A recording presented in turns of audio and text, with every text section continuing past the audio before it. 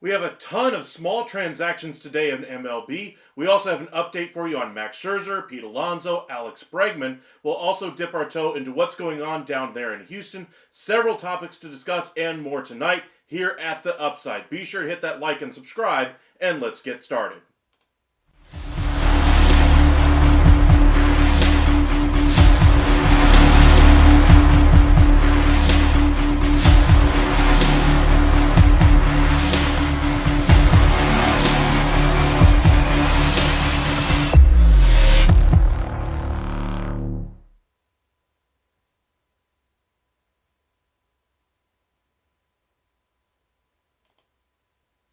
And welcome into the MLB Hot Stove Daily here at the Upside Sports Network. Appreciate you guys joining us late on a Tuesday evening. A lot happened today in the world of baseball, and we're going to get into every single one of those headlines. But first, be sure to hit that like, hit those hearts in the chat. It really does help drive this video. So if you want to kind of send us some chats, let us know what you're thinking tonight. Go ahead and send them our way. Let us know where you're watching from, who you're looking forward to, your team signing, what trades you might see happening. All kinds of those things. We'd love to interact with you. So make sure you guys hit that like and subscribe. Follow us over on X at UpsideSN and on Facebook, Upside Sports Network. Now, like I said, there was a ton that happened today. We'll start with the easy stuff. Kirby Yates' deal became official, signed for $13 million, has performance bonuses that could make it $14 million. He passed his physical, so that deal became official today. Now, what does this mean for the Dodgers? They're going to have the best bullpen, at least on paper, going into the regular season. They have something in the neighborhood of 3, maybe 4 guys that they could wheel out there as a closer at any point during the season. We'll have to see what they ultimately choose to do with that bullpen. You got Trinan back there, Yates, Phillips, Gratterall will be back there after the All-Star break. They're going to have one dynamic bullpen, and Kopech is going to be there as well. So that rotation is also going to be quite formidable. They're going to be without a couple of arms to start the year, but they finally have rebuilt that depth that's been missing from them for the last 3 or 4 years. The teams that we saw in the 2016 through 2020 range were notorious for having great depth in that starting rotation, holding on to their prospects quite well throughout that entire period, and then ultimately they traded away a few pieces here or there. A couple of those prospects aged out, and ultimately they just needed to turn over this roster. And what better way to do it than bringing in the best player in the game, Shohei Ohtani. So item number 1, Kirby Yates' deal becomes official with the Dodgers. We'll see how that bullpen ultimately looks going forward. Several small signings to kind of go through. I'll just kind of list them off here. I had to write them down. There was a few of them. Adam Frazier returns back to the Pirates on a 1-year, $1.5 million deal. Curious signing for them because they did bring in Horowitz this offseason. Curious to see what this ultimately means for them long term. Does this mean they're going to go with a bunch of low-cost options, veteran-type deals that are guys well past their prime? Or are they actually going to invest in this team when they should be doing so? Remember, Paul Skeens is going to be on this pre-arb contract for only this year and maybe one more year after this. This is the time to really capitalize on his value being that he's going to be playing for the Pittsburgh Pirates at such a cheap contract. They have to maximize this. So I don't like this penny ante stuff from the Pirates. Do I think it'll help them? Absolutely. Any offense will help the Pittsburgh Pirates. But is this the right move that they should be doing? Or should they be stepping out just a little bit further? We discussed a couple of different ideas this offseason about Nathaniel Lowe possibly being traded there for one of their bullpen options or maybe a minor league prospect.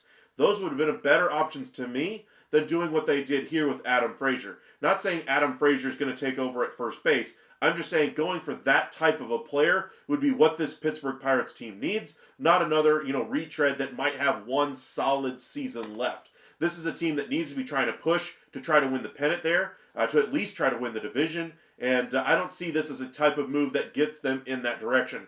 To me, they need to make bigger swings offensively because they have to capitalize on this time with Paul Skeens, because if they don't, it doesn't get cheaper down the road.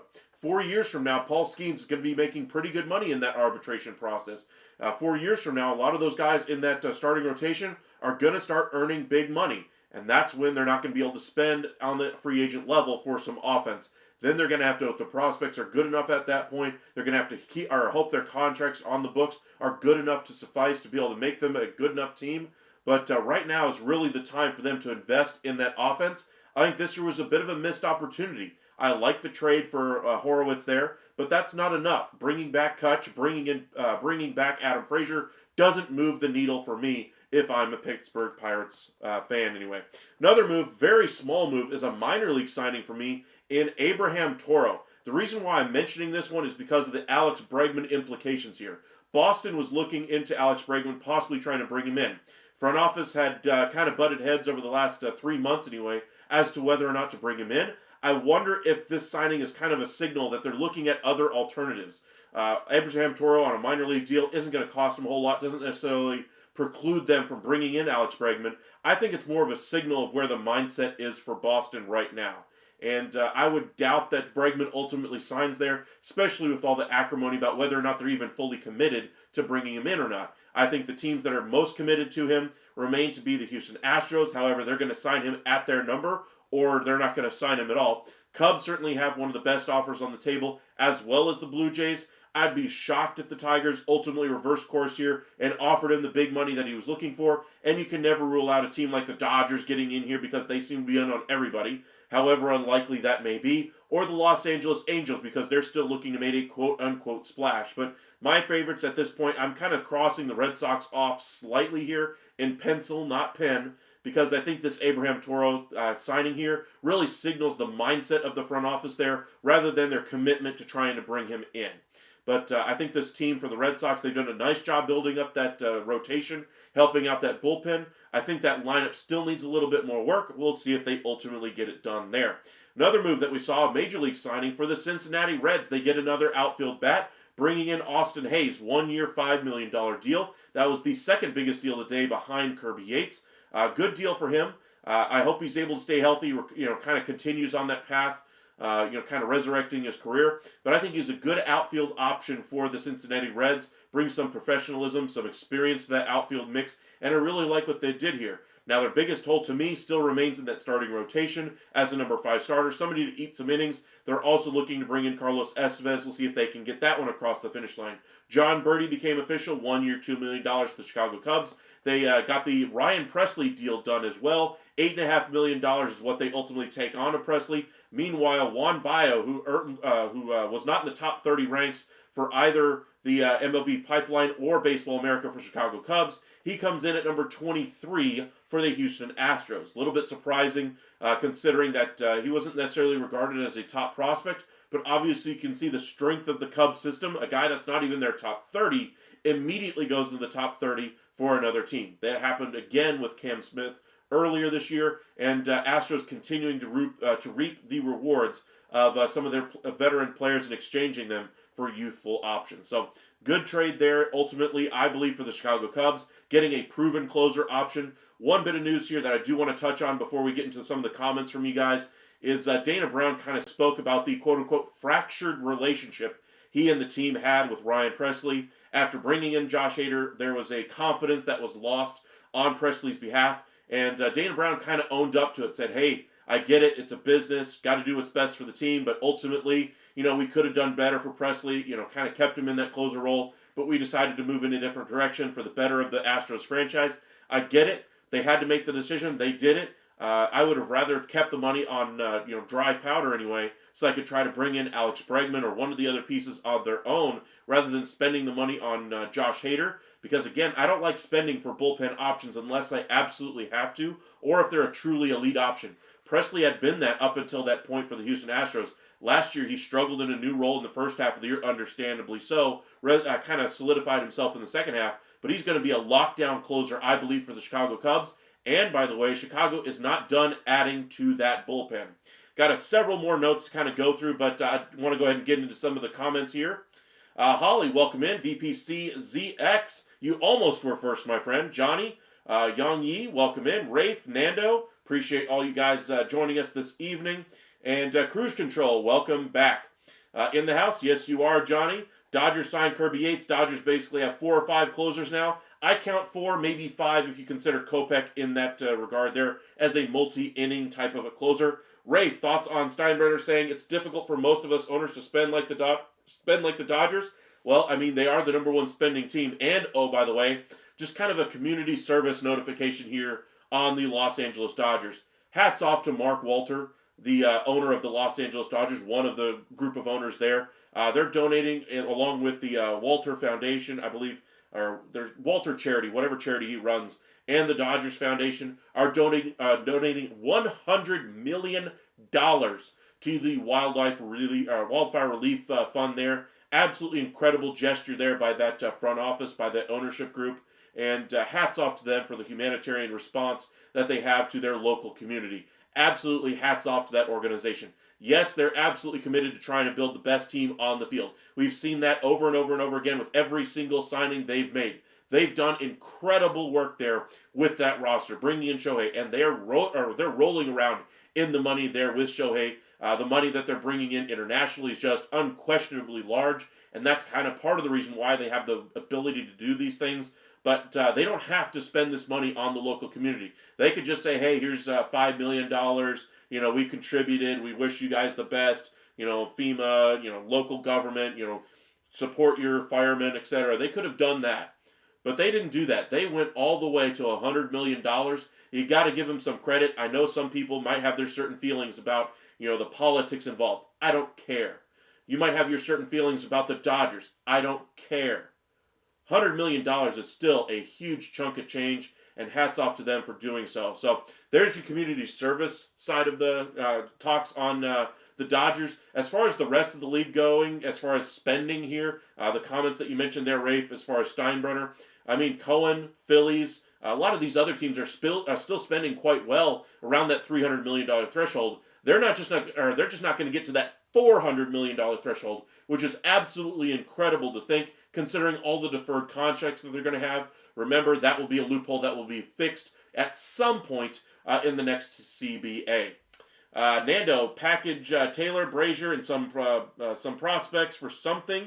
Could be a possibility there. Young Dodgers best rotation and best bullpen in MLB.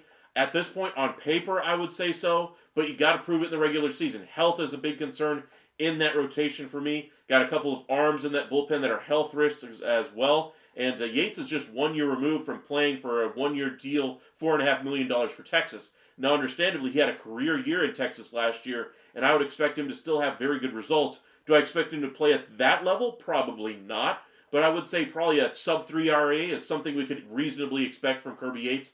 The Dodgers, on paper, could very well threaten for the greatest record in regular season record in MLB history. Let us know in the chat if you guys think if they're going to reach that mark. Let's go ahead and say if you think they're going to reach the mark, go ahead and comment.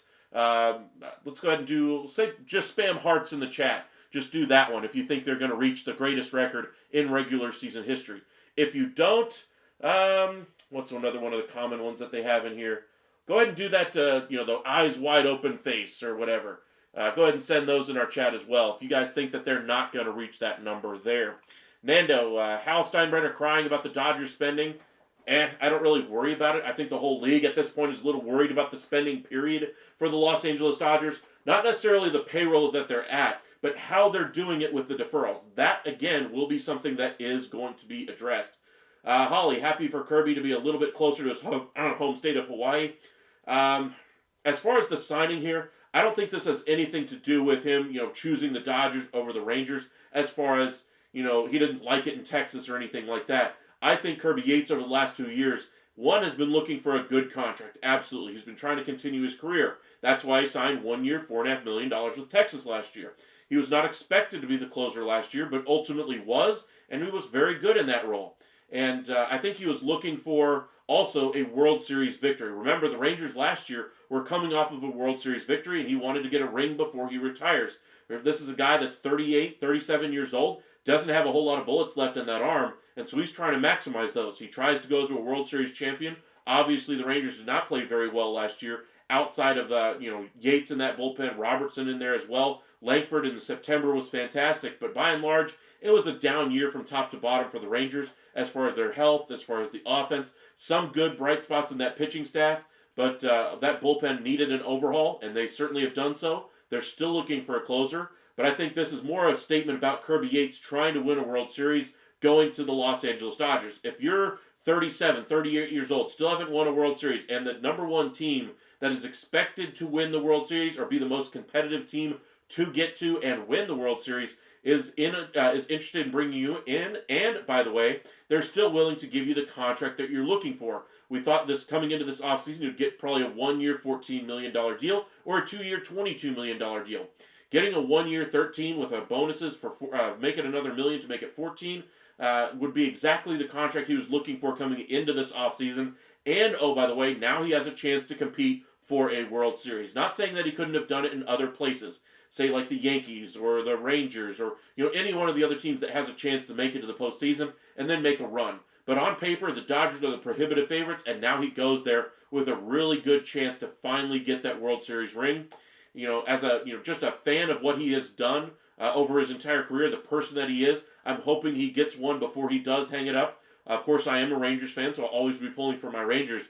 But, I can understand the decision as far as why he went to the Los Angeles Dodgers. Aiden, welcome in. Appreciate you joining us. Welcome in, Joe. Welcome in, Sean. Appreciate you guys joining us this evening. Johnny, I'm glad Abraham Toro gets another chance. Maybe he can get it back to where he was. That's kind of my thoughts there. He was kind of a big boomer bust player for a long, long time. Astros, Mariners. I think he played for the A's as well. I think he had a couple other stops as well. But hoping he catches fire there in the spring training portion of the season and kind of latches on with that big league club coming out of spring training.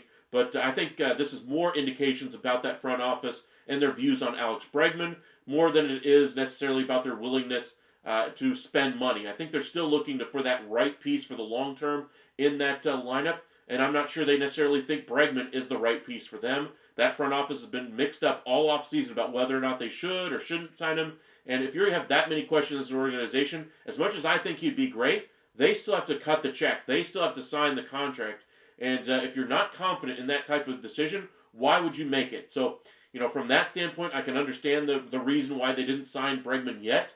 But for me, I still think he would have solved some of their issues that they have on that roster. Do I think he was the perfect piece to put them over the top and win the series? No, but do I think this is a perfect piece that gets them to a wild card, maybe even closer to a division championship? Very possibly. So we'll see what happens. I like the signing of Toro, but I think this does signal something about the mindset around their thoughts on Alex Bregman more than it does anything else at this point. Austin Hayes to the Reds. Yes, we discussed that one. 1 year, $5 million. We said the Rays were still looking for one more bat for that outfield mix, and they get it in Austin Hayes. Some scary injury history there for him. I'm glad he's able to resurrect his career, or at least get a chance to do so there with Cincinnati. I imagine he'll be more in a platoon situation there. 1 year, $5 million is kind of the platoon-ish rate, kind of the higher end of that. And we'll see what he does there in Cincinnati. They still have a hole in that starting rotation, and they're still looking for bullpen help as well. Sean, when does Arenado get traded? I think we're going to have to wait until we get to spring training, and then teams really look around and see, hey, I don't really have an option at third base that I'm happy with. Maybe I should reach out to the Cardinals and see what it takes to bring in Arenado. If I don't like my first base spot, if I have an injury at first, third, or DH, then I'd be making a call to St. Louis, but I would expect him to be traded in advance of opening day. I would not expect him to start the season with the Cardinals, at least at this point. A few other headlines I did want to get into. One, the San Diego Padres have finally made their first edition of this entire offseason. Their first major league free agent signing was their former catcher, Elias Diaz. 1 year, $3.5 million. Interesting point here is that this payroll, while they haven't really added anybody, has still gone up this offseason. They have several contracts extensions that are kicking in, several arbitration cases that are doubling the salary of the players from the year before. Arise, King, Cease, among others. And I find their situation with the lawsuits off the field very concerning as far as their willingness to spend and add more payroll. So if they're looking to kind of keep around the same payroll that they had last year, they're already at and above it. So if you're looking for the Padres to sign somebody in for agency, I don't think it's going to happen until they trade some of those guys that are making some money on this roster. Looking at the three key free agents, Ken Rosenthal had a great piece on Fair Territory earlier, and he discussed kind of the willingness of A.J. Preller to make trades even early in the season. We saw that last year with Dylan Cease and Luis Arraez. I wonder if he goes into the start of the season with both of those guys on their roster. King is drawing some trade interest as well. Cease would certainly gather more in a trade, so I think he would probably be the most likely for them to trade so they can maximize the return there, see if they can get an extension done with King. If it's as contentious as it's sounding, though, with Michael King, they go to arbitration. It ultimately doesn't work out almost any time between team and player as far as a long-term pact for the future. If things go south, maybe they can move on for Michael King and try to keep Dylan Cease. And then as far as Luis Arraez, they've tried to get an extension done all offseason, but I'm sure, as far as some of the reports I've seen out there, we're looking at contracts that say the 3 for $40 for Arraez. I don't think that's a fair number for him. I think his impact on the field is so much bigger than that. I understand he doesn't hit for power, but he does every single thing else offensively that you would love for him to do. He hits with runners in scoring position, hits for a high average, makes productive outs even when he does get out, gets on base even when he doesn't have the swing that day. He is just a very different player than the modern MLB player. He's kind of the modern Tony Gwynn, and there's not another player in Major League Baseball even close to that category.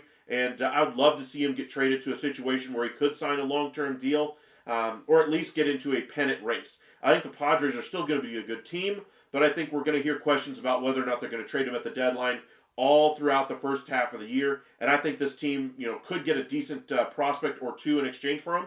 Several trades we've floated out there include one to the Seattle Mariners in exchange for Luis Castillo. Send Jake Cronenworth that direction as well. That would solve the offensive issues there. Seems like the Mariners are absolutely unwilling to move any of their starting pitching right now. And so they're going to have to stick with the budget that ownership has given them of adding $15 million to the payroll. Doesn't sound like a whole lot to us, but for Seattle in that marketplace, that's actually a fair amount of change for what they've really done.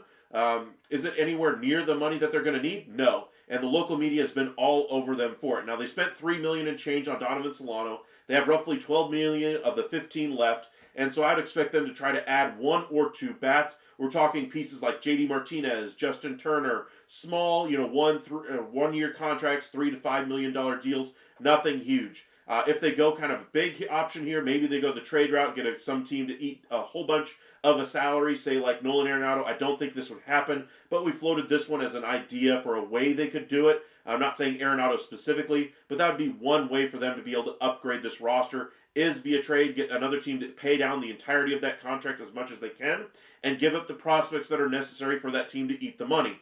Now, do I think Arenado will ultimately end up in Seattle? No, I don't. But we've seen weirder things. We've seen some really strange things this offseason, but I'm curious to see where he does get traded, but we shall see. A few other news and notes that I did want to get into. We talked a little bit about Pete Alonso, had a video about him earlier today. If you guys, when we're done here, want to check that one out, I invite you to do so. Hit that like and subscribe. Be sure to hit that like on this video. Got about 51 of you guys with us. Let's see if we can bump up those like numbers just a little bit and see if we can get some more people in on the conversation with us. But as far as Alonso, the Cohen, the Boris controversy going on right now, Ken Rosenthal, again, had a great piece on Foul Territory earlier where he discussed kind of the round and round, the circle we go here with Alonso, Cohen, and Boris. Kind of the war of the words in the media. There were some comments made by Cohen that might be seen as comments that usually owners don't say. I want to say it was, I forget what the rule was, like 49 or something like that, that basically owners, front offices don't talk about free agents because they're fearful about getting a grievance filed against them. Rosenthal doubted that would happen with the Mets because they're both sides are trying to get a deal done. I don't think there will be one either, but it's very curious to see if owner or a member of the front office come out and talk about an actual free agent on the market in the way in which he did. But it was very illuminating. Kind of told you where the Mets really view him at. Their best offer to date for Pete Alonso is 3 years at $70 million with a bunch of deferrals, opt-outs in that contract as well. Pete Alonso was looking for something in the $3 for $100 million deal type of a range. I wonder, how much deferrals would be required for the Mets to be even close to interested in that type of a deal. Maybe they settle in the middle, say at 3 for 90, 3 for 85. But he wants to reset the market for first baseman. In order to do that, he's going to need to get to around $33-ish million, $32-ish million, and 70 just isn't going to get it done. So I wouldn't close the door on Pete Alonso going back to the Mets, but I would say it's very slim, but still possible. Other teams that are still in the market for him range from the Atlanta, or excuse me, not the Atlanta, from the LA Angels to the Toronto Blue Jays. A couple other teams have registered interest as well. San Francisco Giants come to mind. But I think his heart ultimately wants to stay in New York with the Mets. And if he's willing to just go to the New York Mets, why would the Mets need to pay a premium for a player who's declining defensively that only wants to play in that market? Why should I pay top dollar for that player when I have all the cards if I'm the New York Mets? And understandably, that lineup I think would be much better with him in it. But why would I need to bid against myself if he's just coming back here no matter what? So I can understand why the Mets are sticking to their proposal. They've upped it a little bit over the last week. It was 3 for 62 earlier, so now it's 3 for 66 we reported the other day. Now it's up to 3 for 70. Do I think it gets to 3 for 100? Probably not. But for Pete Alonso's sake, I think he just wants to be a New York Met and ultimately will take some type of a discount there to return to the New York Mets.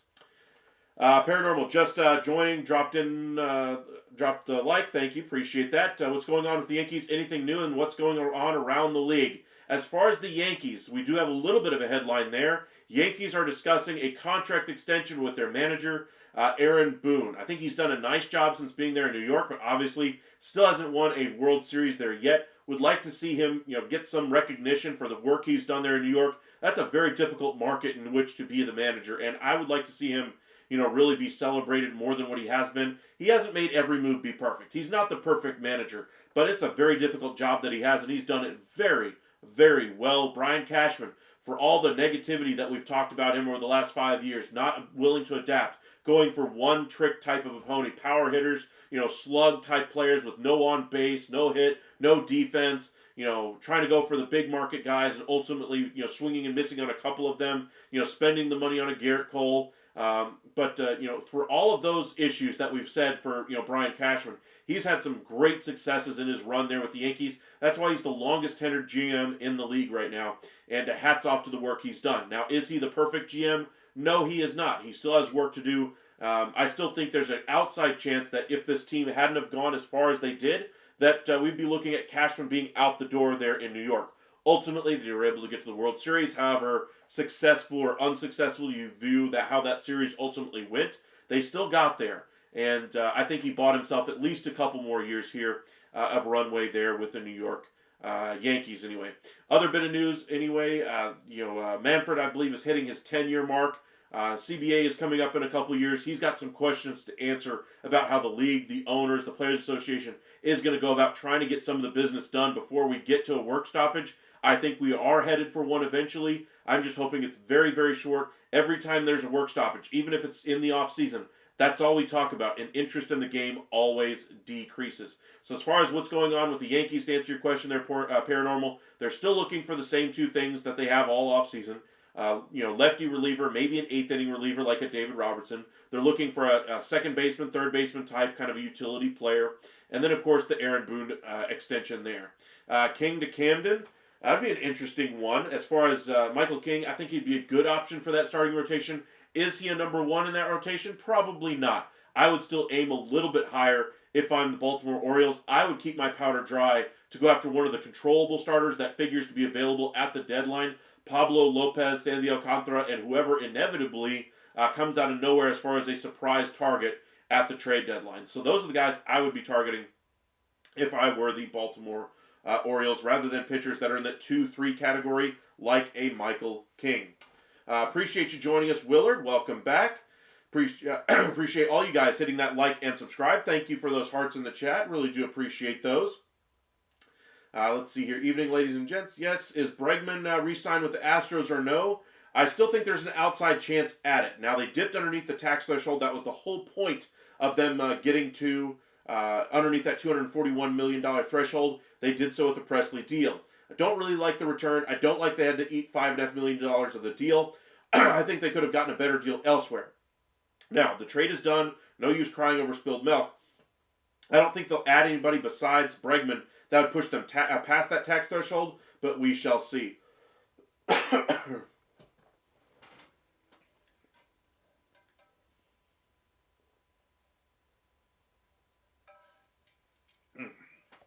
Pardon me. Dave Roberts could be the highest paid manager in MLB. He very well could be. I mean, with all the personalities he's got to manage there, with the expectations, if he turns this into another World Series victory, he might go down as one of the greatest managers of personalities in the game. He's done a great job there with the Los Angeles Dodgers. We shall see. Got a few other news items we'll get to, but we'll try to charge through a few of these comments here. By the way, he is only great because of Soto, because he left, and because of Judge and Cole. I don't know about that. I still think the Yankees overall are a generally well-run organization. They have an owner that's willing to spend. Is he, spending as much as fans would like across the board? No, I think you'll find that with every fan base. They want him to keep adding. Even with the Los Angeles Dodgers, I guarantee there's a fan out there somewhere going, hey, why haven't we brought in Nolan Arenado yet? Why haven't we signed Clayton Kershaw? Scherzer's still out there. And speaking of Scherzer, let's go ahead and get into the rumors on him. He threw a bullpen session today in front of, let's count them, 1, 2, 3, 4, 5, 6, 7, 8 teams that were at least registered there, and was very interested. Every single one of those teams thought this bullpen went well, and I would expect him to get a heck of a deal from a team we're not expecting. The teams that said that they liked what they saw and now have at least registered interest in Max Scherzer, let me go ahead and just read them off. New York Mets, New York Yankees, Los Angeles Dodgers, Toronto Blue Jays, Philadelphia Phillies, Atlanta Braves, Chicago Cubs, and the Boston Red Sox. Notice how I didn't mention a few of the other teams that have been mentioned as suitors for Max Scherzer there. You didn't hear me mention the Baltimore Orioles. They were not there, which is a little bit surprising to me because they still need a number one. I'm not saying Scherzer is a number one at this point, but they still need rotation help. I thought this would have been a guy they for sure would be there for. But speaking of those 8 teams, Mets, obviously they need a little bit more help in that rotation. I think they need somebody at the top of that rotation more than anything else, but Scherzer would be another depth option for them. Yankees already have a great rotation. Maybe if they move off of Stroman's deal, maybe they find a way to get Scherzer in there. However, I seriously doubt that happens. Dodgers, they're willing to spend on pretty much anything. They're still going to have a hole in that rotation at the back end of that rotation to start the year. Scherzer's for sure going to miss some time this year at some point due to injury. You can kind of pencil it in. You can never really have too many starting pitchers. We've seen that over and over and over and over and over again from MLB teams. The refrain is constantly, hey, you can never have enough pitchers. So that's kind of the thought process there with the Dodgers. Blue Jays, we knew they were in on him. The Blue Jays were in on Nick Pivetta. They're in on Jack Flaherty. They're in on Max Scherzer. I'm sure they're in on a few other starting pitchers, but they will add at minimum one starting pitcher to that rotation, maybe two. Remains to be seen who they bring in, but they were one of the teams that registered interest in Scherzer today, as they had scouts there in person to view him and see how he performed. The Philadelphia Phillies, a little bit surprising to see their name on this list after they made the decision to bring in Jesus Luzardo. But the only way I see them making this move is if they do something we discussed about a month ago, is if they were able to find a team to take on some of the big contracts that they have. Say they found a team like the Los Angeles Angels that are, trying to build for the future. If they made the right baseball decision and not spending the money in free agency, use that financial might of Artie Moreno. Bring in a Taijuan Walker. Bring in a Nick Castellanos. Hey, if they catch fire for you this year, great. Turn around and trade them. Eat the entirety of that contract. Bring in even more prospects. But if an Angels team or some other team like this, went out there to the Phillies here and said, "Hey, we'll take all your bad contracts. Just give us some good prospects in return to eat this money," and they should, that would be a great offer to this team. Phillies are trying to shake this thing up, and they don't really have the financial resources to do so.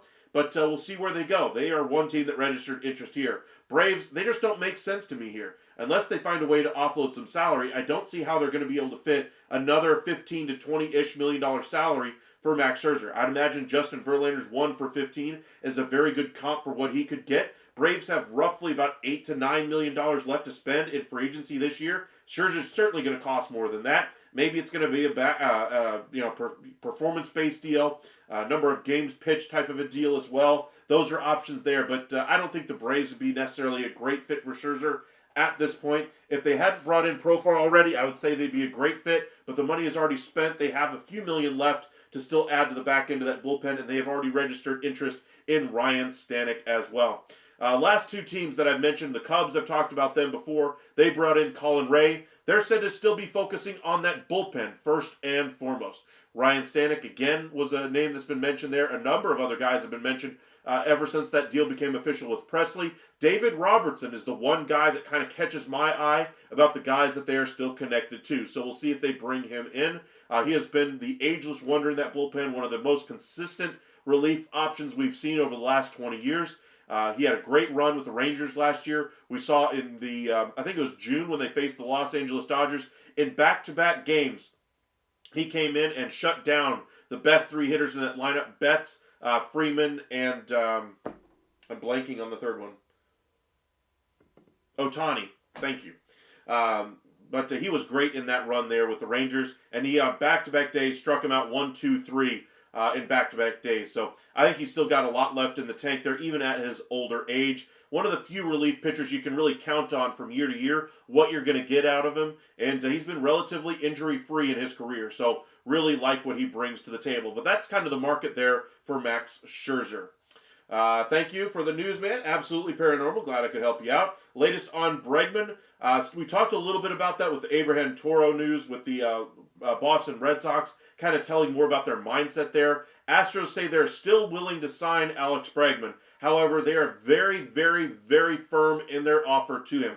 They will not up it, at least not as of yet. 6 for $156 is the hard contract offer on the table for Alex Bregman from the Houston Astros. Now, say he wants to get up to 160, 165. I'm sure the Astros might bend a little bit there if they get something in return.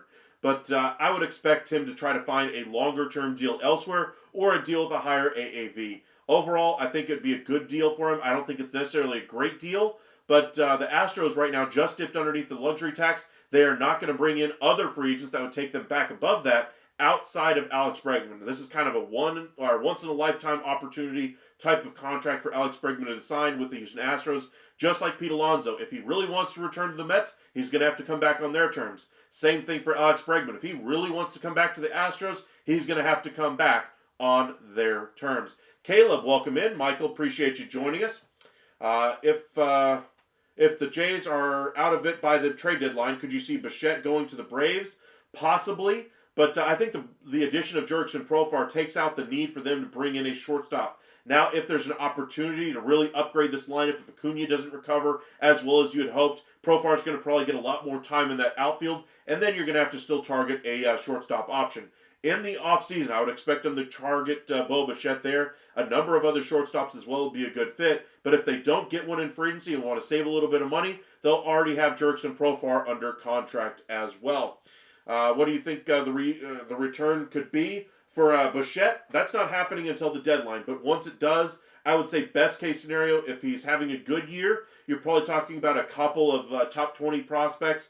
If he has another terrible year like he just had, we're talking about maybe one top 30 prospect and a lottery ticket type of a prospect, a 17, 18-year-old kid that's still playing in the Dominican ball or the summer league ball anyway. But I wouldn't expect it to be a huge package if he has another disappointing year.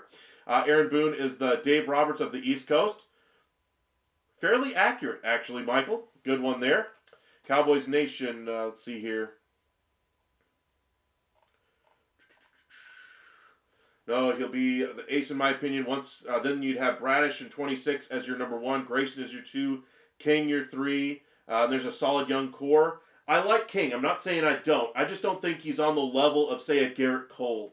For instance, if you're in a postseason series, Garrett Cole is facing you in the ALCS. How confident do you feel that you're going to defeat the Yankees with Garrett Cole? Not saying Garrett Cole's still the Cy Young, level pitcher that he was with the Houston Astros. I still think he's a very good pitcher, but I don't think he's necessarily the Cy Young pitcher that he was with the Astros. He's still very good, though. But King isn't quite on that level either. Would you say he's on the level with, Blake Snell in a Cy Young year or a Corbin Burns level starter? I think King is still very good. I'm not saying he's not. But to me, I wouldn't have him as my opening day starter or game 1 of a World Series starter. I would have a lot more faith in him as my number 3. And even in your talk there, Bradish is your number 1. To me, I don't like Bradish as a number 1. I don't think Grayson is a number 2. I think at best those guys can be a number 2. But I think their regular, 162 game performance probably leads you to believe that they're more of a number 3. Once you get to October, all bets are off. Grayson Rodriguez got lit up by the Rangers. And Bradish coming off of an injury, you never know how that's going to turn out. A lot of question marks there for the Orioles, and that's what I don't like heading into the season. To me, you need more answers than questions in that rotation, and I still have more questions there about that rotation, how they're going to perform over the long haul, what's going to happen once they get to October, are they going to continue to struggle? All of those are fair questions to ask about the Orioles, and all of them still have the one big caveat about that. What are they going to do for the long term at the top of this rotation? Say they go out there and bring in Dylan Cease. That's yet another guy that's heading towards free agency. For me, I would rather go after the long-term contracts of Pablo Lopez or of Sandy Alcantara. Those are the two names we hear floated out now in the offseason. What happens when we get to the trade deadline and some team says, hey, you know what? We're the Arizona Diamondbacks. We still have Corbin Burns that we just signed. We don't want to lose Merrill Kelly or Zach Gallen for nothing. What would it take for you guys to try to acquire him? That'd be something I could see happening there. Seattle, say if they're out of it once again by the trade deadline. Maybe they change their stance on Luis Castillo. Maybe they change their stance on one of their younger starting pitchers who could really demand a haul in return for one of those guys. But, we'll see what happens there with Baltimore. I still think I have more questions than answers with that rotation, even if you're discussing things like, Bradish, getting back to the potential he had, showing that he's good and recovered from that injury. Grayson, if he can ever harness the talent that he has and put it on the field for the 162 and into the postseason. Still questions there about their performance long term. Sean, latest on Bregman, just discussed that one. I still expect the Cubs, Blue Jays to be one of the finalists there. Astros, if he decides to ultimately take their lower than market value contract for him there. Cowboys Nation, they should just sign the rest of free agency to get over it. Possibly. The Dodgers have signed just about everybody. Willard, by the way, once the DH superstar and Betts and Freeman retire in the future, then tell me he's still great without moving him, or without them saving his bacon. Plus, once they watch the Davy Roberts retire before being exposed for being great, just being good. I don't know about that. I think Dave Roberts is a great manager. He's already proven that to me. I think it'd be blasphemous to say anything otherwise. Now, as far as them having a top-heavy lineup, that's been the criticism this entire time. They've been a top-heavy team. They needed more depth. less platooning, and that's what they've done this offseason. I think they've done a nice job getting some multi-positional players that can play all over the diamond. Do I think they're necessarily platoon-oriented like they were at some points in this tenure? No, I think they've actually got some options there that are going to play every single day, more than what they've had in years past. But Betts, Freeman, and Ohtani are certainly a great 1-2-3 in any lineup. John, welcome in. Cooper, anyway. Appreciate you joining us as well. If you guys are new here, be sure to hit that like and subscribe. And join us here at The Upside. We're going to be live every single night, bringing you the latest from MLB's Hot Stove and throughout the regular season. And be sure to join us. Follow us on X at UpsideSN. Follow us on Facebook, Upside Sports Network. We posted 4 videos today. You guys can check those out. Short little 15-second videos. And then every single night we'll be live discussing the latest in the MLB. John, are the Yankees really going to come back on Arenado? I think it's a possibility if they move on from Stroman. I'm sure they'll discuss it. I'm sure we'll have rumors about it once we get to spring training. But they're going to have to move on from Stroman, and the Cardinals are still going to have to pay a chunk of Arenado's salary. If both of those two things happen, that one word, that 2-letter word, doing a lot of work in that sentence, if they do that, then we could see him in pinstripes at the start of the year. But I think there's a team out there that doesn't know they need Arenado yet. They're going to have an injury at third, at first, at DH, and they're going to place a call to the Cardinals and say what it would take to get it done there. Let's see here. Cooper, did Carlos Estevez sign yet? Not as of yet. Good question, though. His market, the Chicago Cubs were looking to bring him in. That was before the deal with Ryan Presley. They're still looking to add to that bullpen. I wouldn't rule out a signing there for him either to kind of really build out the back of that bullpen, as they're going to have some issues at the back end of that starting rotation. Try to shorten the game a little bit by bringing in Presley, bringing in Estevez. I could see that happening. But I'd say the favorite right now has got to be one of the Detroit Tigers or the Cincinnati Reds. Reds could use them in the 8th or 9th inning, depending on how they deploy Diaz. And for the Detroit Tigers, they were in on Presley. That didn't happen. They were in on Yates. That didn't happen. So Estevez could be their fallback option there as well. Rafe, did you see the Astros playing, or do you see the Astros playing Altuve at both second and left field this upcoming season? No. I know there's been a lot of lip service said about if Bregman returns there, do they put Paredes over there at second, Altuve out there in left? That's not happening. Even with Altuve's decline defensively at second base, I don't think you can hold down left field any better. Now, sure, you'd probably be utilized less in the outfield. Second base is still going to be handling more balls, in the game usually, and maybe you just want to, have less experiences with him defensively in the field. If that's the issue long term, then why are we really worried about him playing left field with kind of the wacky Crawford boxes? And then, oh, by the way, he's going to have to play another 81 games, all over the rest of the league as well. In Petco Park, big left field. You're going to have to do it in Boston with the Green Monster. All those kinds of things have to come into play if you're moving Jose Altuve out there. And for my money, I'd rather go with a younger guy in Isaac Paredes, who I think could hold down that position better at this point in his career. Cowboys Nation, Bregman going to the Cubs. Let's go ahead and just check in on that one. Let me pull up my screen here. I have not seen anything yet.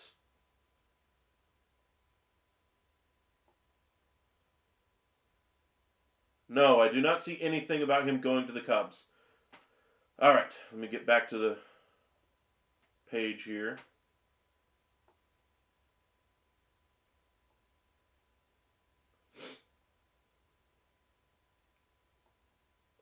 Okay.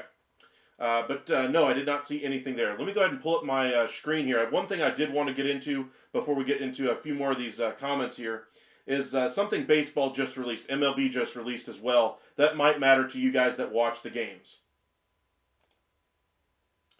All right, so if you can look at my screen, you can see this tweet anyway from MLB that was retweeted by Castor Vince anyway. You can see how the game has really changed as far as the viewership, the length of the games, how soon they start, how soon they end. And you can see how baseball's gotten a lot better at making this a lot better product to watch, both in the stadium and at home. I mean, the average time of game 4 years ago, 3 hours and 10 minutes, now down to 2 hours and 36 minutes. And then look at the number of games that are done before 10 o'clock. That number is nearly doubled. We're talking 44, 45% 4 years ago. Now we're up to almost 88% of the games being completed before 10 o'clock. For those of us who have a 9-to-5 job or even a retail job that takes you a little bit later into the night, you don't exactly want to have to stay up all night to watch your team.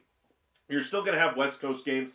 That's going to happen. But as far as the local time, just really great to see those numbers coming down, making it a much more enjoyable product, not just for those of us who are diehard MLB fans. I would say most of my fans in the chat right now are diehard MLB fans. You follow the sport quite religiously. Most of you guys are in my chat every single night. We follow the sport. We follow not just our favorite team, but we follow the entire sport. What's happening with the Mariners? What's going on with the Dodgers? What are we talking about today with the Yankees? What's going on with the Pirates? Teams like even the Rockies we had a report on earlier this week as well. We covered the entirety of Major League Baseball here. Not just the fans here that watch us here are interested in baseball, but we want to continue to grow the sport and be able to talk about it with our friends, our coworkers. You know, whatever happened to the talk around the water cooler about whatever we saw on TV the night before, that's gone with the streaming.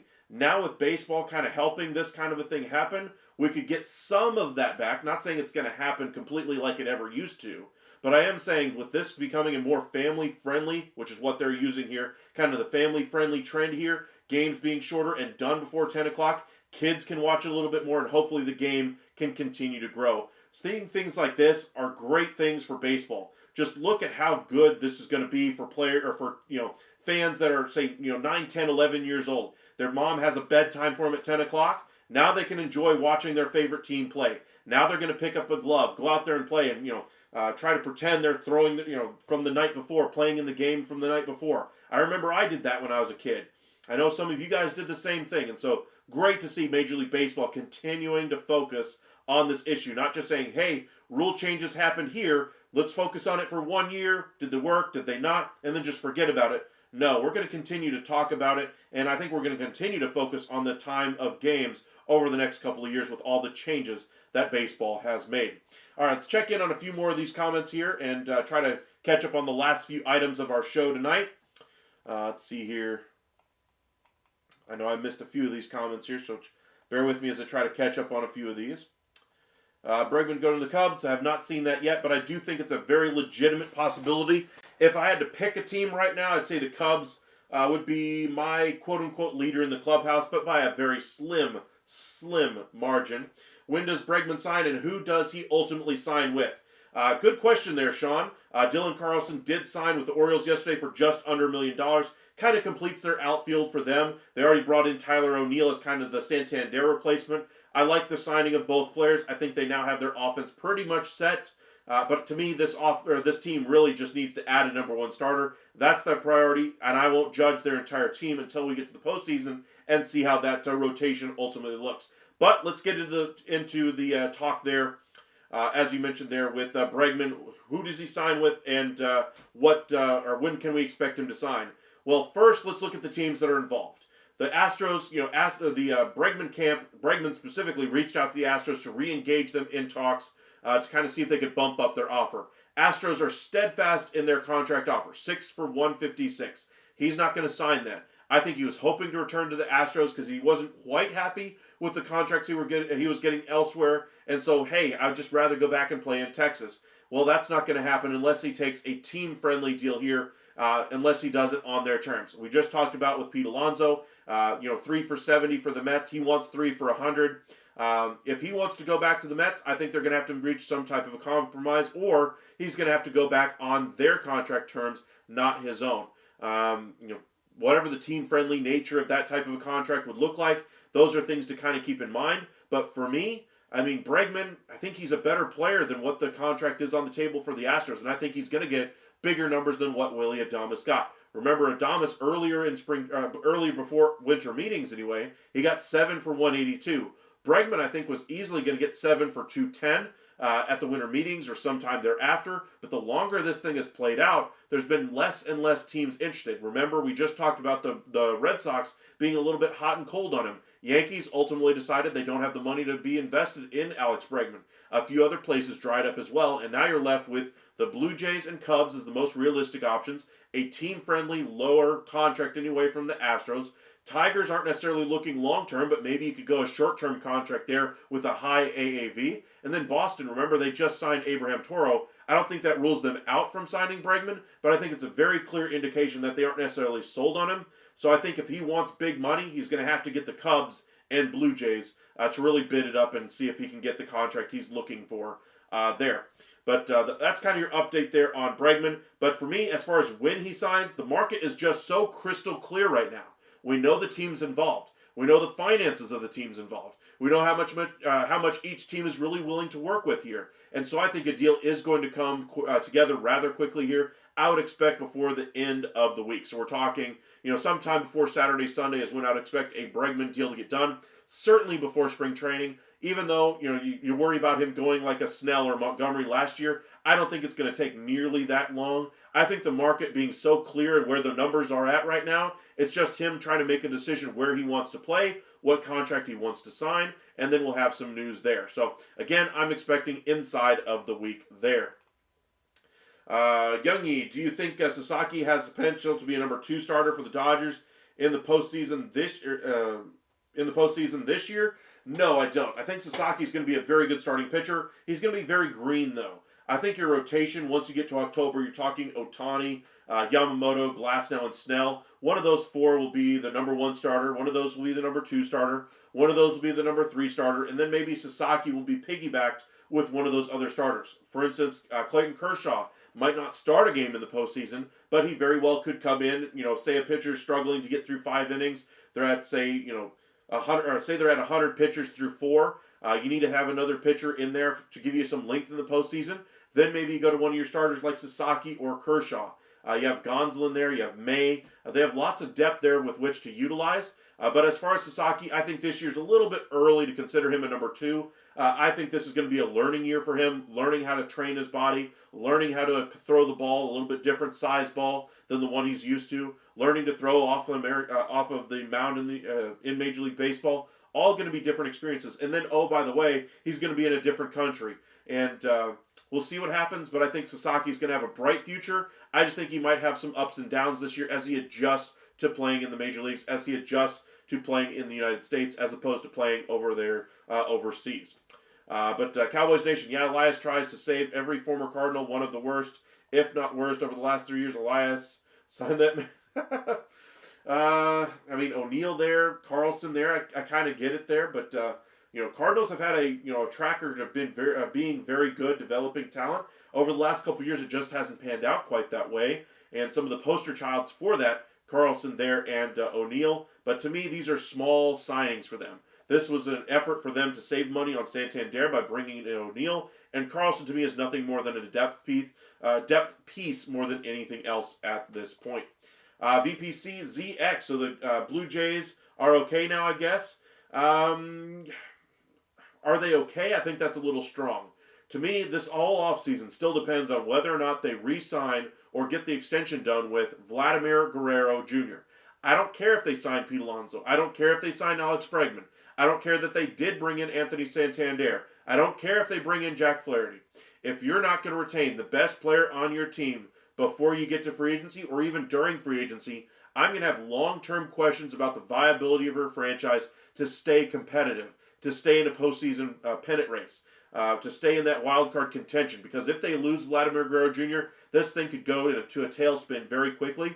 I like the signing of Santander. I'd love the signing of Alonso for them because I think Guerrero wants to play over at third base next year. I think he wants to be on a winning team, and he's willing to do whatever it takes to get it done. He played a little bit of third base last year, and I think he would like to increase his free agent potential by showing he's versatile defensively, playing third, playing first base, able to move a little bit more freely than a Pete Alonso. He's a little bit better he's a lot better of a contact hitter as well, and still has the power. Not quite of a Pete Alonso, but still has some prodigious power within himself as well. So kind of keep that in mind for the Blue Jays. They still have a lot of irons in the fire. I would not say they're okay. This whole offseason, again, just to reiterate the point, hinges on whether or not they re-sign or extend Vladimir Guerrero Jr.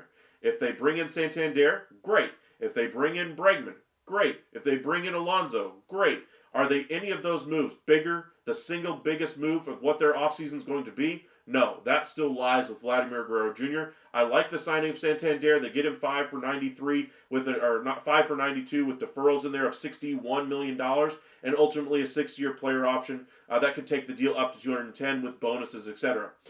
Santander ultimately gets the contract he was looking for. Hats off to him for doing so. But the Blue Jays, to answer your question there, they are not okay. They still need a starting pitcher. They still need to add another bat, in my opinion. And again, the biggest issue, will they get that extension done with Vlad Guerrero?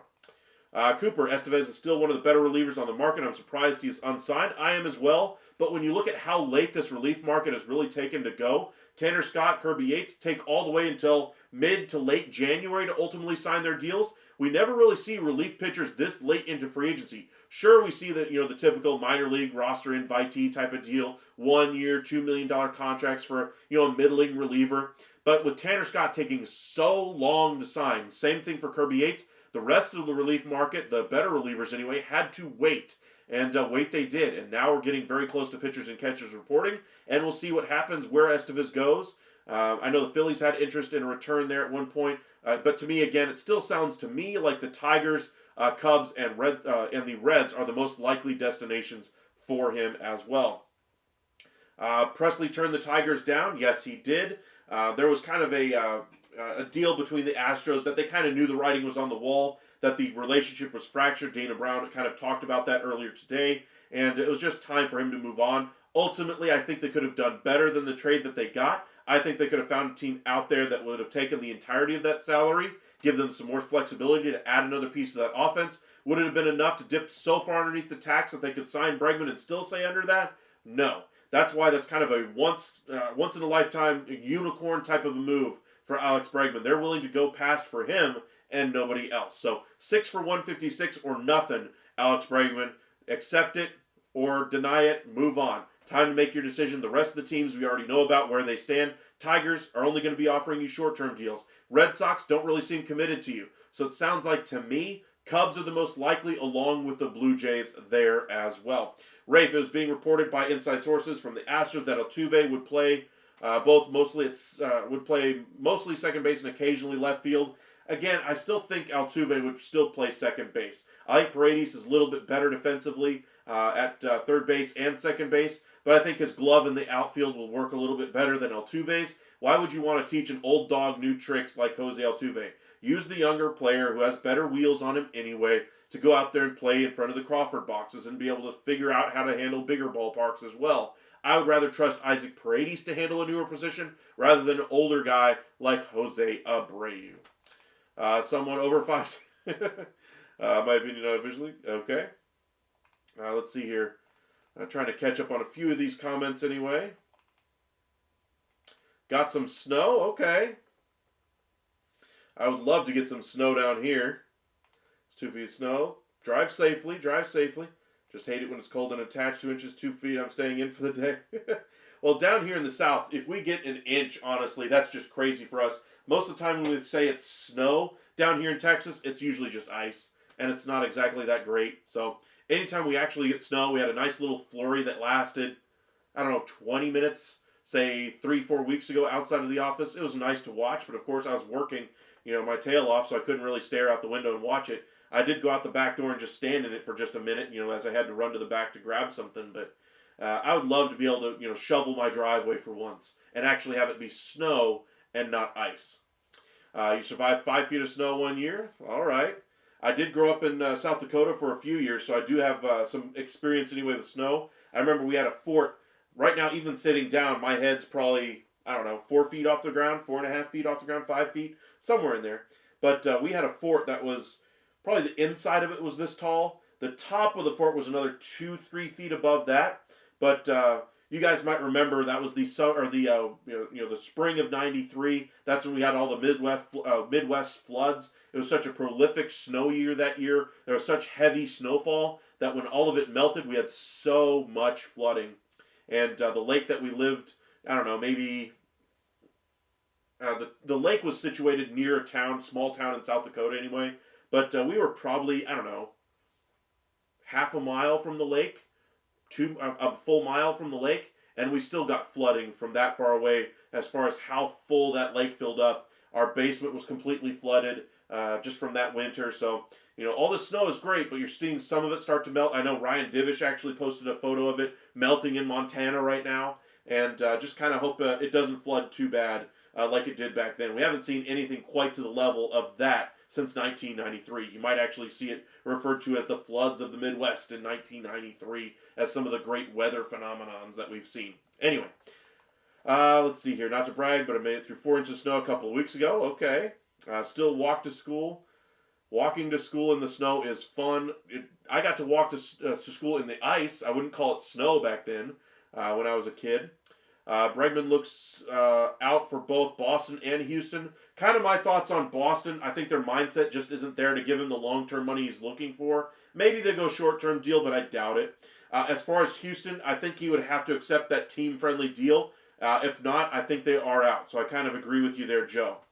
In Texas, Riff, I love snow. If it was Texas or Florida, Cowboys and MLB game of a lifetime is a winter Wonderland game. That would be pretty cool, actually. But to me, I love what Major League Baseball has done with the Field of Dreams game. I'd love to see them do one at Doubleday Field. I'd love to see them, do the Hall of Fame type of game.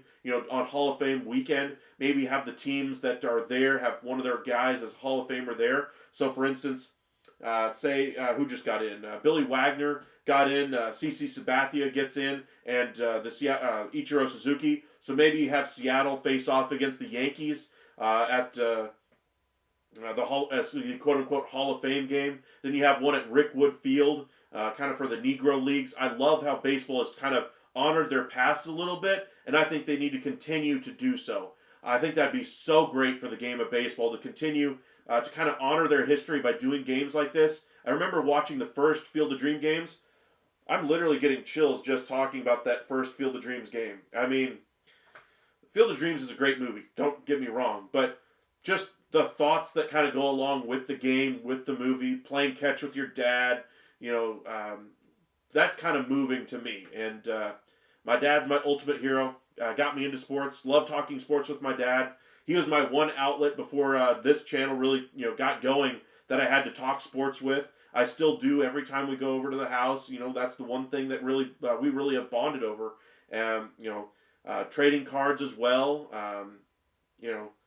Sports was one really great way that we were able to do it. But MLB kind of honoring their past by doing the Rickwood Field, by realizing that a fictional game or fictional movie in the Field of Dreams could have such an impact and profound effect on people, that watch the movie, that can relate to the story of the movie, that can, playing catch with their dad just one time, just how moving that type of an experience could be. Just the scenery that they had there, just the way they presented the game in the middle of a cornfield, just really special. I mean, it was a really special thing. White Sox versus the Yankees, and oh, by the way, the game was great as well. I'd love to see something like that continue to happen year in and year out.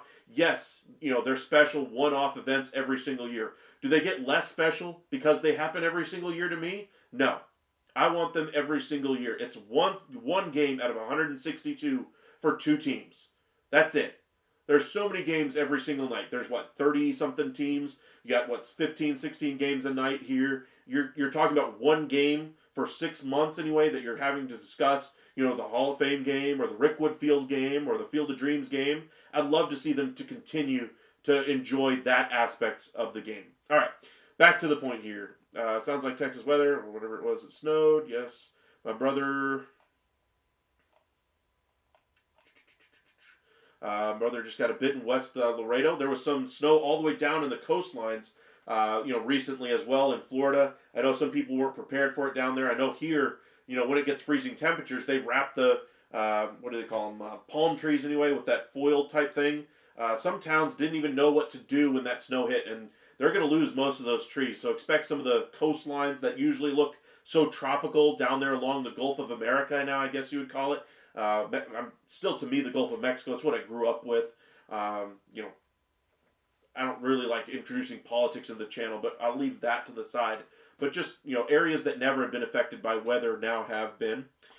Senior will, okay. Been nice for about 7 hours north. We got a foot in South Korea. Cardinals have not signed anyone this offseason. Haven't they? I can't remember.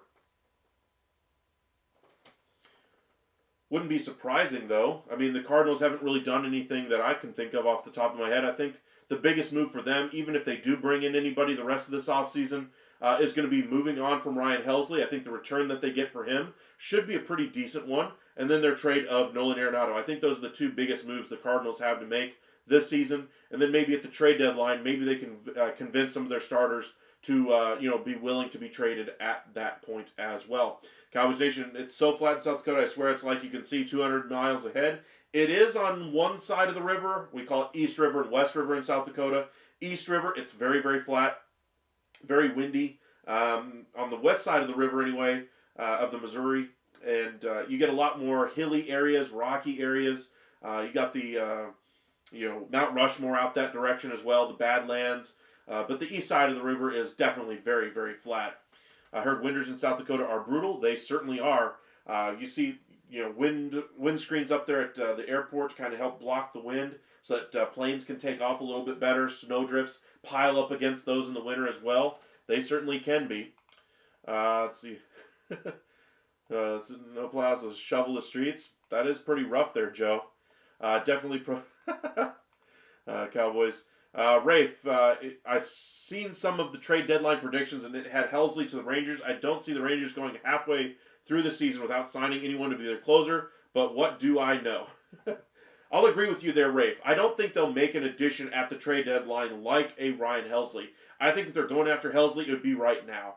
I think they'll probably go with a cheaper, lower-cost option here before we get to the start of the season, like a Kyle Finnegan. I've posted that one a couple of different times. Or the trade route, a Ryan Helsley or Duran, maybe a Kenley Jansen, Craig Kimbrell, a low-cost option to the back end of that bullpen to finish off what they've done to kind of overhaul that entire group back there. If they go the trade route at the deadline, it's going to be for an impact closer. If Helsley has another great year this year, then maybe he could qualify as that quote-unquote impact closer option. Outside of that, I would see them looking to add some bullpen arms at the deadline if they continue to struggle in that ninth inning role. The Hawk never stopped. Alrighty. Let's see here. Joe, Michael, what did you play for sports?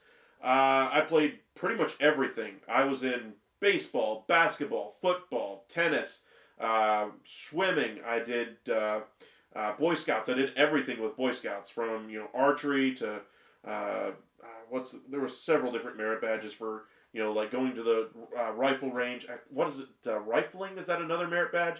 It's been so long since I did it, but I did pretty much everything that I could. Track and field. I did. I was a good 3-point shooter in school. I was a pretty good linebacker. I was a very good offensive lineman and defensive end for a period of time, but ultimately I decided to use this big old brain and try to do debate in high school, and that kind of ended most of my sports career, because the time that debate met was in the middle of almost all of the sporting activities, and I had to choose. And I was, all state in debate, and so I kind of made my decision right there. I made it to nationals as a sophomore, and so that made my decision really easily for me at that point. Hey, go with the debate thing rather than the athletics, and just use sports just to kind of have fun with, and that kind of thing. Maybe if you want to develop into a career, go to college for it, but at this point, that's not in the cards. All right, Rafe. Last bit of snow and ice got weird because it got to 7 to 80 days before all of a sudden the ice was still chilling on the ground. That's a long time for ice to be there. Cowboys Nation, and you'll get that engineered snow. Alrighty. Appreciate you guys joining us. Let's just go ahead and check out the Twitter feed here, X, whatever you want to call it these days, and just see if anything else is happening at the moment. Let me scan up here. Couple of DFAs anyway, as the Cubs make their additions today. Yankees just released, say they're going to say that, bleh. The Yankees say that they are planning to play Jason Dominguez out there in left field. Interesting move there. Efrain Navarro. Yeah, I'd say he's still got some home run power. Doesn't look like too much else is happening at the moment. Let's head over to MLB trade rumors just to double check there. Nothing there. Okay. Well, it sounds like debate worked out well for you. Keep it up. Thank you, Joe. Yeah, this whole motor mouth thing kind of worked out pretty well. You learn how to kind of fake it till you make it in the beginning, and then you just get really good from practice. Same thing in sports. Got to practice to get better. Astros are retaining Bregman, but I'd love to be proved wrong. You think so? You think they're going to be able to get him to that 6 for 156? I wouldn't put it at a 0% chance, but I would say very strongly that I believe the Cubs, Blue Jays would be more likely. But if he's really that hard set on wanting to return to Houston, he may very well have to suck it up and just take that contract that they have offered to him. One other bit of news before we head out anyway. The Houston Astros are still trying to bring in Jorge Polanco. We discussed that yesterday and the day before as them pursuing him. But once again, their club has already reached out to Jorge Polanco, much like the Abraham Toro signing for the Red Sox. This speaks volumes as far as the mentality of the ball club. That, yes, while the Astros are still looking to improve that ball club, add an outfielder, or at least another bat to that lineup, Polanco would be a very low-cost option that could stay underneath the tax. The one thing that they might be willing to do, the once-in-a-lifetime scenario, the unicorn, if you will, of this offseason, or for the Astros' entire organization, the one guy they would go above the tax threshold for is Alex Bregman on their terms only for 6 for 156. If it doesn't happen that way, it ain't happening at all. So same way with the Red Sox kind of making the decision to go with Abraham Toro. Kind of having that discussion in the front office of whether we want him or we don't. The confusion about whether or not they're really interested in him or they're not, I think speaks volumes of where the Red Sox mindset is. This also speaks volumes as far as where the Astros are with their numbers. If they're not willing to go above the tax for literally anybody else, what does this say about their interest in Bregman? It's legitimate. That he's their one guy that they would really like to bring back? Absolutely. But that they're only willing to do it at their number? Sounds like the Houston Astros that I know. Jim Crane's going to stick to his numbers, and he's gone above the tax threshold before for guys that he's deemed as the difference maker for him. And Bregman, I think, is the one guy that really qualifies for that this year. Let's see here, Joe. What would it take to get Helmsley and Arenado to the Red Sox, or Helmsley and Arenado to the Red Sox? I would say Arenado would have to retain some of his salary. You'd probably have to get him to play some third, some first, some DH, some combination thereof. You'd have to get Devers willing to move off a third, which he says he's willing to do. At least he's liking some posts anyway about Bregman possibly coming in and Devers being the DH. There's been discussions there about Bregman playing short. Obviously, I don't think Arenado could do that, but they'd have to get some of that salary retained there on Arenado. As far as what could the return look like, I would say probably maybe a top 10 guy if you get both of those guys, and maybe a couple of top 30 guys to round out the deal. Rafe, I feel like the Brewers and Phillies had a very underwhelming offseason unless I just forgot their moves. Brewers, I kind of like their moves that they've done. They haven't done a whole lot, but I like the trade of bringing in Nestor Cortez for Devin Williams, who was not going to sign there long term. They need some starting pitching, and they got some starting pitching, and they got another hitting prospect out of it. To me, though, they still need one more starting pitcher in that rotation for this season. That's why I kind of like the idea of them going after a John Gray from Texas if he becomes available. Say Texas was able to sign Sasaki and then traded for Jordan Montgomery. That could have been an option there. Ultimately, that didn't happen. Jordan Montgomery may still end up with the Texas Rangers. Maybe he could be an option for the Brewers as well. But we shall see what happens there. Let's see here. As far as the Phillies, to me, they've had one of the worst off seasons in the sports. I don't really like the move of Jesus Luzardo from top to bottom. Don't like it for the Marlins. I don't like it for the Phillies. As far as Kepler, I think that was a decent move for them. I like that addition. I think it'll get Castellanos off his feet and help improve his numbers and kind of make him better as a whole by just having less playing time will allow them to rest up and just have more energy for the entirety of the season. I think Castellanos' numbers, as a result, will go up just a little bit as far as the averages, that kind of thing, because you brought in Max Kepler. But I would say underwhelming is a very good way to describe the Phillies offseason. To me, the Brewers just do what the Brewers have done always throughout this entire time. No lie, Rafe, but I'm going to take Kansas City win. You're going to take Kansas City to beat Philly? That's kind of my thought until they actually lose a game. I'm rooting for Barkley. It's the only guy I want to see win a ring. Yeah, I mean, Barkley's kind of the reason why they're there to me. I don't think it's Jalen Hurts. I don't think it's Sirianni. I don't think it's A.J. Brown. I don't think it's this defense, even though they played significantly better with Cooper DeJean and others that have come in there. I like the moves that they made. They're going to have some flexibility there with some of the old heads, leaving there, Fletcher Cox, Brandon Graham, etc.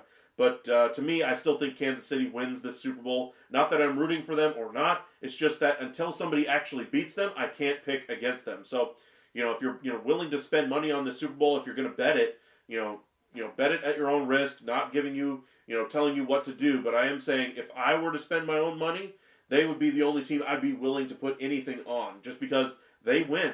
That's all they do. That's all they've known how to do. Josh Allen in Buffalo is really the only team to beat him in 18 months? Something like that. Would we get relief arms from Brewers for Gray? No. I think you'd get prospects in return. To me, I would try to trade Rosario and Gray, give them a long-term starting pitching option, because they don't really have too many starting pitchers coming in their minor league system. They need somebody for the long term.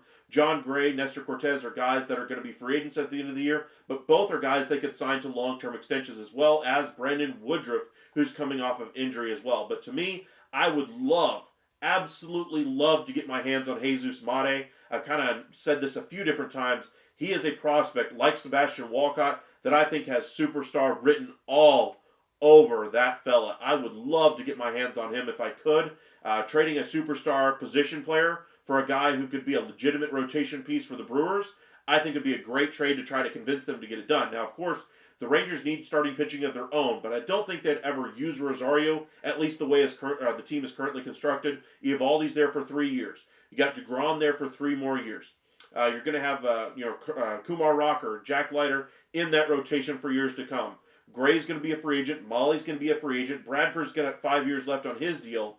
I'm not saying that there couldn't be a spot in that rotation for him, but the Rangers have shown a willingness to spend on starting pitching in free agency. Why would I try to go the high risk, high reward route for a Rosario rather than a lot more stable risk in a position player? Position players usually have a much higher rate of success than starting pitchers. And while you got to risk it for the biscuit, as they say. I would rather risk it for a position player and spend on free agency to get a little bit more guaranteed production out of my starting pitcher. I would put pretty much all my eggs, as far as the development side of things, on the younger starting pitchers that are coming for Texas and the starting pitchers that are already there. Kumar Rocker, Jack Leiter, Bradford as well would be kind of the homegrown guys that they should be relying on as well. Cowboys Nation, Hunt getting on after being cut by the very same teams is a good story. Redemption, absolutely. That's one thing I'm really hoping for, is that he thought he was never going to be part of this dynasty that the Chiefs were really building, and now he's there to possibly help them win it for the first three-peat that we've seen in professional sports since, who was it? Was it the Lakers, the last three-peat? I can't remember, but I think it's the Lakers. Rafe, I watched Brady win. Don't like watching Mahomes and Kelsey win. I mean, every fan base, if you're a fan of, say, the Dallas Mavericks, for instance, it's tough to, root for the Miami Heat. It's tough to root for the Golden State Warriors when they're winning all the time. But in general, the interest in the sport ticks up. And as an observer of sports, we have to acknowledge greatness when we see it.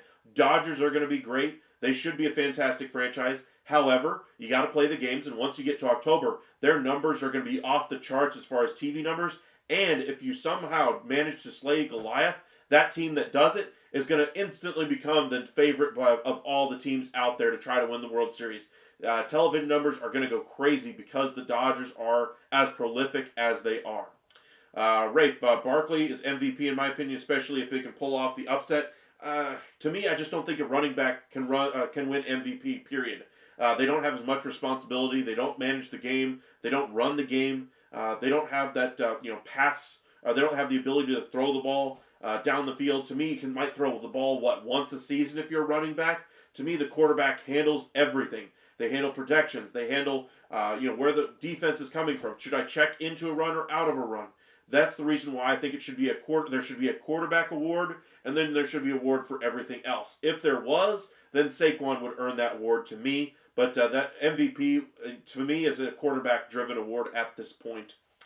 O-line and Saquon for MVP. I mean, if it was outside of the quarterbacks, I could believe you there. Ramatenda, appreciate you joining us. I think it's the first time I've seen you in our chat. Be sure to hit that like and subscribe if you haven't already, but we do really appreciate you joining us.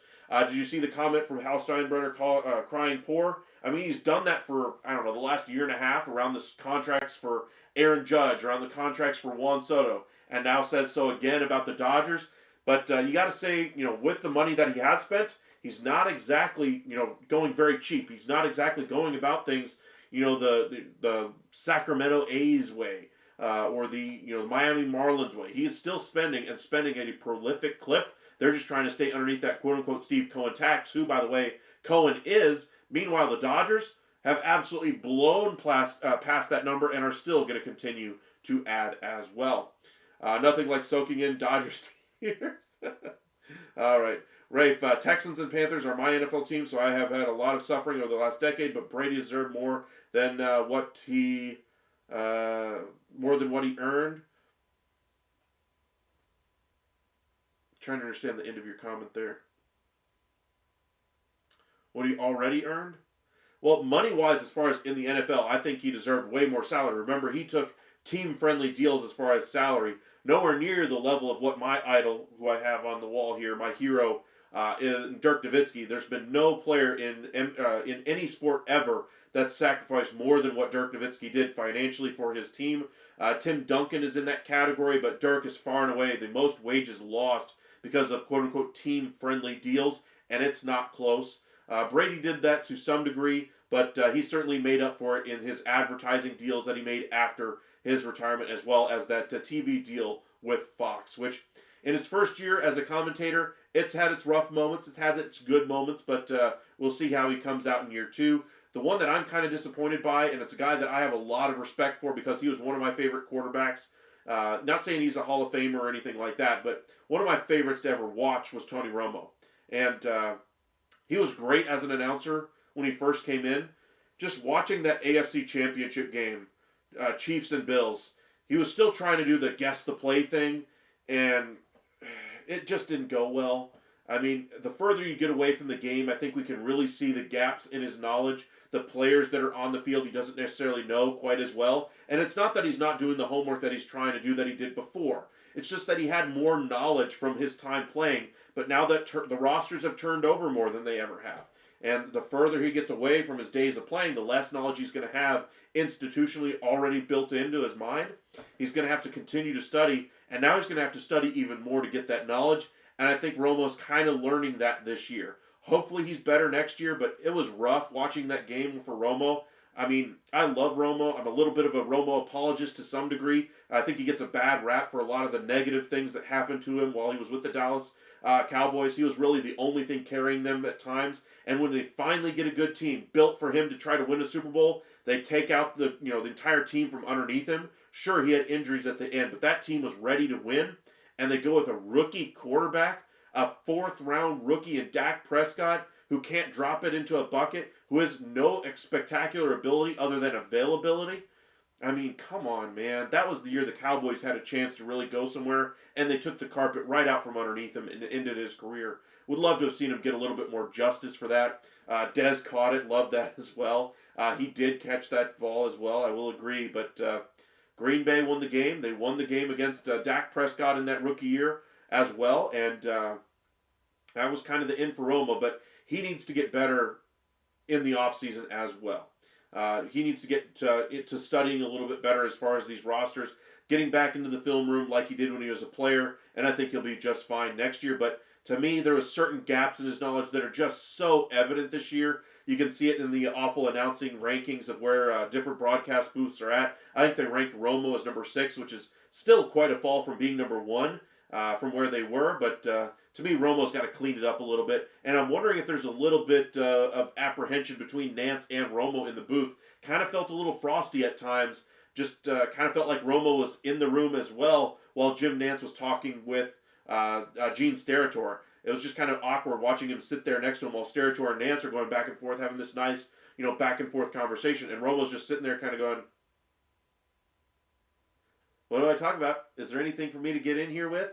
And both of them are kind of turned towards each other. That's something I'd like to see them kind of clean up a little bit there. All right, let's kind of clean this conversation up a little bit before we head out for the night. Let's see here. Rafe, just like J.J. Watt got snubbed for his MVP in 2014, he actually deserved it, no doubt. He was a beast during that period of time. He would have been the most, I like that one, Joe Ball, called him most valuable quarterback and MVP. I would agree there. I would say that quarterbacks should not be eligible for an MVP award because they should have their own award like MVQ. It doesn't have the same ring to it like MVP, Maybe you say it, or maybe you call it something other than MVP for the other players. But to me, Saquon would be that this year. The one year they went and got offense, they nearly ran the perfect season. Okay, let's see here. Rafe, 20 and a half sacks, interities, forced fumbles, multiple receiving touchdowns, defensive touchdowns. Can't believe how big of a snub that was. Yeah, he was pretty dang good, I will say that. Des got it, yes. That's our Hall of Fame front office, a.k.a. owner.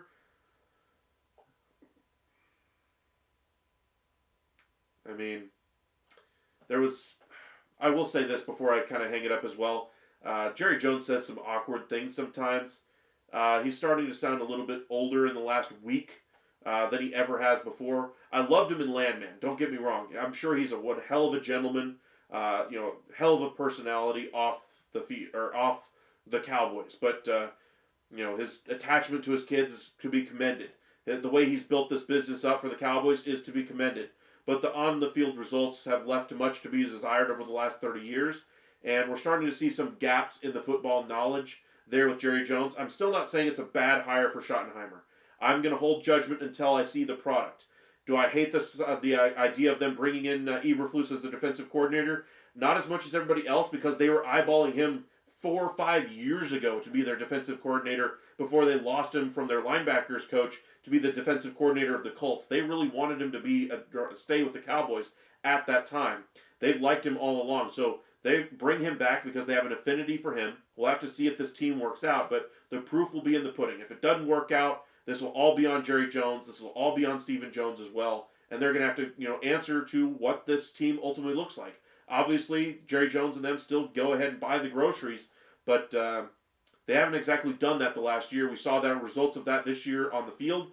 They waited and waited and waited on Prescott and on Lamb. Ultimately, don't bring anybody in really in free agency. Now they could, I kind of looked at the numbers. They could still trade Dak Prescott this offseason and still have about $100 million in cap space if they get restructure contracts, etc., the way they can. Do I think they will at this point? No. I thought there's an outside chance if they sign Dion to be their head coach that they somehow trade Dak Prescott to Tennessee for the number 1 pick. Would I have done it if I was Tennessee? Probably not. But if you don't want to take a risk on another rookie, maybe you take that trade and say, hey, we'll go with a proven option there. And meanwhile, the Dallas Cowboys have $100 million of cap space. They'd have Dion as their head coach. They have Shedeur Sanders as their quarterback 1, and then kind of go rolling into free agency that way. That was all on the table. And instead, they chose to go with Schottenheimer, Eberflus, and whatever they're going to do in free agency and in the draft. We'll see what they choose to do. Let's see here. It was an awful hire. I'll say it for you. I'm still going to hold reservation on it. I like Schottenheimer, the coach. Remember, he's the son of the former great head coach Marty Schottenheimer. He's been an assistant coach in the NFL for over 20 years. He was considered one of the hot commodities in coaching before he even got an offensive coordinator position in 2016, I believe that was, when he was offered some head coach, or when he was interviewed for head coaching roles back when he was a quarterbacks coach at that time and not even an offensive coordinator. Now he's got more experience, institutional knowledge. You'd think he's more prepared at this point than he would have been, say, 8-9 years ago. But is it the sexiest hire? Is it the best hire on the board? I think we all can agree no. That there are other names out there that could do the job better. But we'll never really know because Eberflus, or not Eberflus, Schottenheimer didn't run the offense. That was McCarthy last year. And we'll have to see how this thing works out. Let's see here. Dion isn't a yes man. Jerry knows they're both big personalities, and Jerry isn't sharing the spotlight. Ask Jimmy. I mean, Dion and Jerry get along like, I don't know, peanut butter and jelly. They get along so well. I don't think, even if big personality, I don't think they would really get up against each other. I think they would be in lockstep for the most part. I think Dion would still want to handle the coaching. I think he would want influence over 1 or 2 decisions. But I think he would let Jerry be Jerry and still let him go out there and do what he needs to do. But I think he would want full autonomy as far as hiring his coaches. He wouldn't want to bring in somebody that Jerry says, hey, put this guy on your coaching staff. I think, if there was a small position, say like a tight ends coach, maybe he would let something like that happen. But if he let Jerry Jones pick his defensive coordinator, I don't think something like that would happen, for instance. But as far as the players on the field, we'll never know. Dion, didn't accept the job, was never offered the job. And it's Schottenheimer's, and we'll have to see how he performs. Alrighty, let's get back to baseball here before we finish up here. Go back up to the top of the page, see if anything is happening. Again, just cleaning up the news of the day. Austin Hayes, 1 year, $5 million. to the Reds. See if anything else is happening here. Padres signed another guy, Forrest Wall, to a minor league deal. Padres finally getting active here in free agency. And nothing else at the moment. Let me go over my list. I wrote down a ton of notes today. Just kind of run down these before we head out for the night. Max Scherzer threw a bullpen and had 8 teams that were interested. Mets, Yankees, Dodgers, Blue Jays, Phillies, Braves, Cubs, and Red Sox were all in attendance and were all impressed. Not all of those teams are going to have the ability to sign him, but something to kind of keep in mind as we get closer to the start of spring training and pitchers and catchers reporting. I would expect him to sign before we get to that point. Adam Frazier back to the Pirates once again. 1 year, $1.5 million deal. Ultimately, never really found the success outside of Pittsburgh that he found there.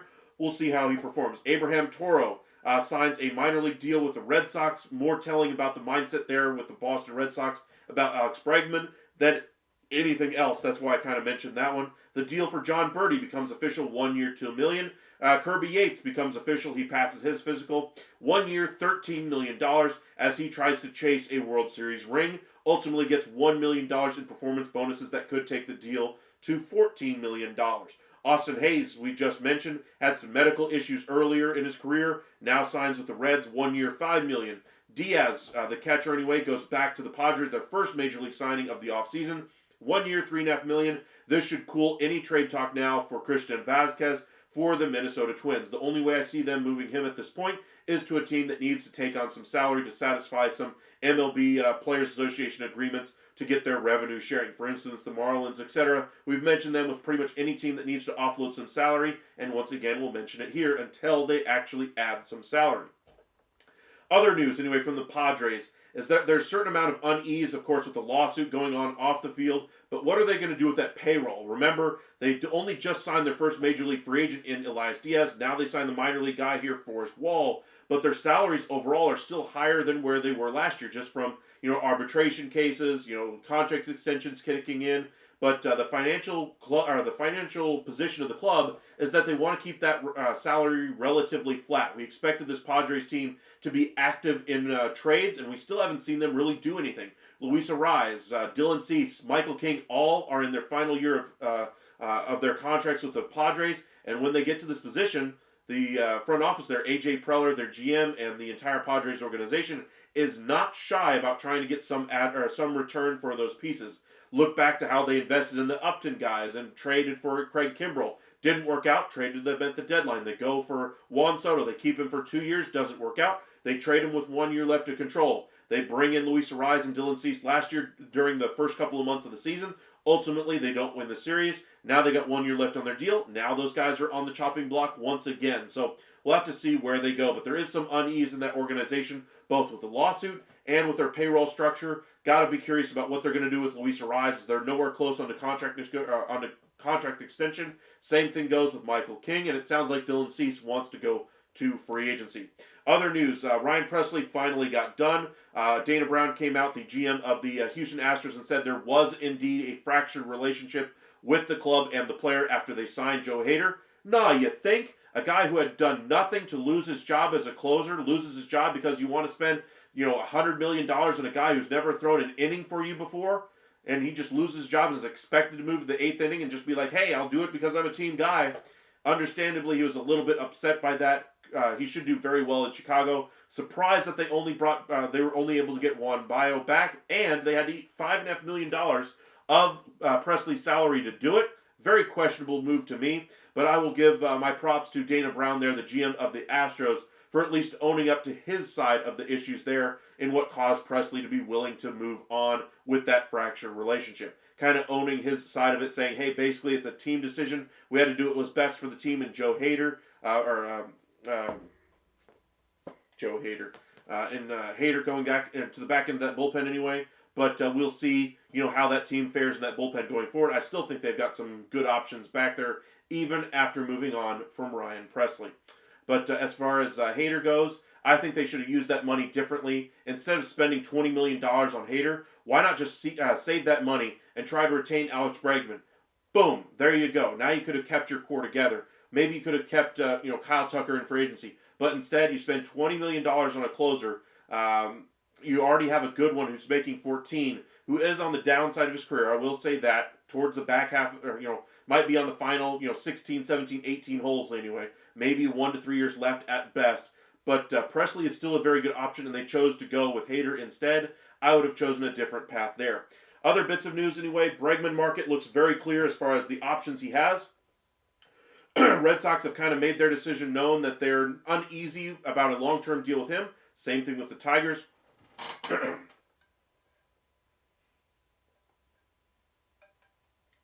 But the other teams that are still in there, the Chicago Cubs and Toronto Blue Jays, clearly are willing to give him a longer-term deal. And then Houston has their set offer of 6 for $156. So if he wants to go to Houston, that's the deal he's going to have to sign. He's the only player Houston is willing to go above the tax threshold to be able to sign. Pete Alonso, Steve Cohen, and Scott Boras kind of had their round and round this week so far, kind of talking in the media as far as where contract negotiations stand. But it sounds like Ken Rosenthal of The Athletic, does believe at some point they will come to an agreement.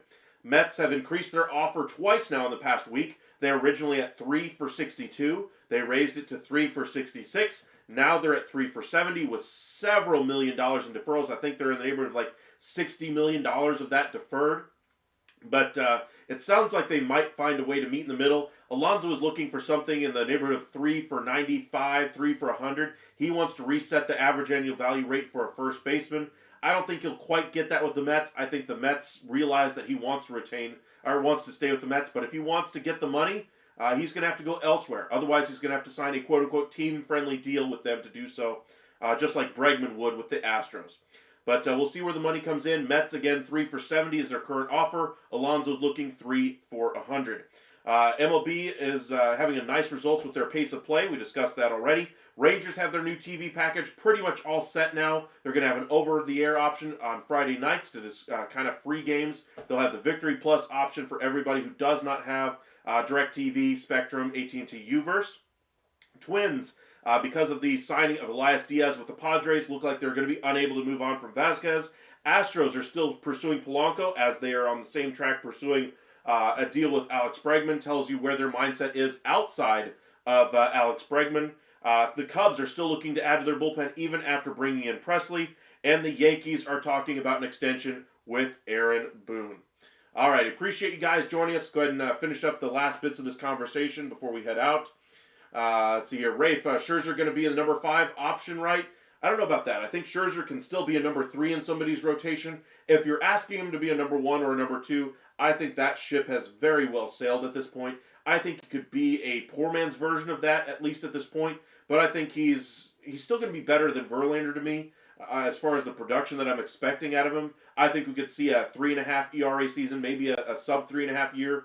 I doubt we'd get a sub 3 ERA, but I'd say between 3 and 3.5 is what I would expect. I'd say between 20 and 25 games is what he'll start at best. And out of that group of games, I think you'll probably get 16 to 18 quality starts out of that group. I think he'll have a few starts where he gives up like 3 or 4 home runs, and you got to have a quick hook on those games. But Scherzer, to me, is still a very good starting pitcher. Maybe he'll bring some legitimacy to a team that's trying to push for a wild card, but he's always been known to be one of the most best competitors ever in sports history. One of the most virile competitors in sports history. Just somebody who does not give up. Somebody who doesn't just roll over. He wants to compete for championships. And with the teams that are interested in him, I think he could land on a playoff team. If he doesn't, say he lands on a team like Toronto that may or may not be in contention, that may be a trade deadline team as well. If he's out of contention at the All-Star break, I think he'd be looking to move on, and I think he'd be traded to a contender at that point. Cowboys Nation, 2/3 in most rotation, 2 or 3 in most rotation, can't stay healthy. That's kind of my thoughts there. Rafe, that's why I figured he would be a down the ladder guy. To me, 4 or 5 guys are usually spots for younger starting pitchers, guys who are on the back 9 of their career that might have, say, 50 to 60 innings to offer a team. That's kind of what I see the 4th, 5th options for. But primarily for younger players. Scherzer's still better than a rookie coming into the league. He's still better than most of the older veterans that are out there, like a Jose Quintana, among others. Let's see here. Rafe, ability is still 3-worthy, but injury and everything else I figured would drop him down. To me, I still think he's a number 3 in somebody's rotation, but health, I still think he'll be good enough and be healthy enough to be able to give you 20 games, which is why I'd slot him in there as number 3 in somebody's rotation.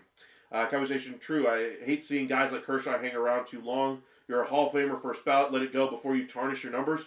By the way, just a note on Kershaw there. He's still fairly young. He's just thrown so many innings. He just feels like he's been around forever. And he's had injury issues, for the last several years. So we'll see if he can, the reason why he had the surgeries was to come back and pitch. We'll see how he performs. But Kershaw's really changed the way he throws over the last, say, 3-4 years. He's a very different pitcher than he was when he first came up into the big leagues, when he, was at the height of his powers, and even now. He's a pitcher that's really evolved, and I'd like to see what he's got for one more year. And then at that point, maybe he retires if things, go poorly for him as well. Joe, got to head out. Appreciate you joining us. You have a good night, Joe. Thank you for spending some time with us this evening. Rafe, that's why the Hall of Fame players, because they are always competing, even when it's not the best for them. Very true. Got to give your best. Got to beat the best to be the best. That kind of thing. Tony, welcome back. Appreciate you joining us. We've discussed your Dodgers a few different times anyway. You're welcome to check that one out. But we'll see where the Dodgers, ultimately go the rest of this offseason. I'm not ruling them out on pretty much anything at this point anymore. No matter how many times they say that they don't have the money, they've found the money to spend and spend and spend. And not only that, they have several good prospects coming. This is a very good team on paper for your Dodgers. They are the World Series favorite, and we'll see what happens with them. I'm curious to see how Dalton Rushing performs this year. I think he has a chance to be their everyday an everyday player for them as a backup catcher, outfielder, type of a combo player there. But we'll see what happens for your Dodgers. But I do think Kershaw will be on that roster at some point, whether they sign him during spring training, put him on the 60-day IL, or wait until signing him until later in the season. I think Kershaw will be a part of that rotation at some point. But that's kind of your Dodgers update at the moment. Conversation was fun watching him in Strasburg live. Yes, it was. I remember when Strasburg debuted. It was on MLB Network. Skeens, they did the same thing.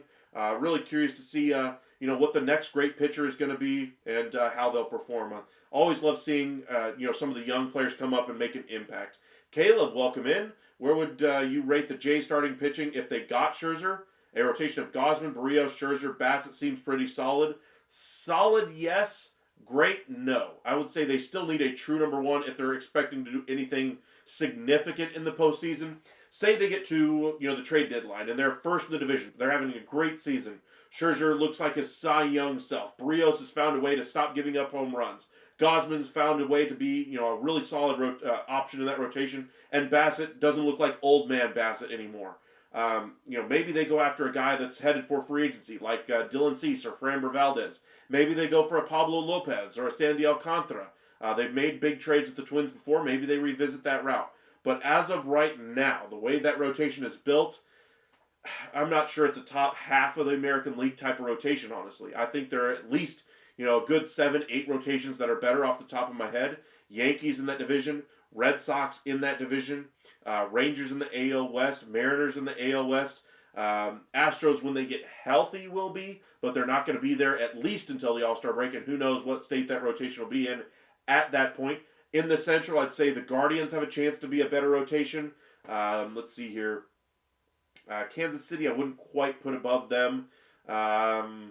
Tigers with Skubal are very top-heavy. I wouldn't put them above them, but I think they have a better performer in Skubal. Let's see here. Rays, I wouldn't quite put the Rays in that class yet until I see how McClanahan returns.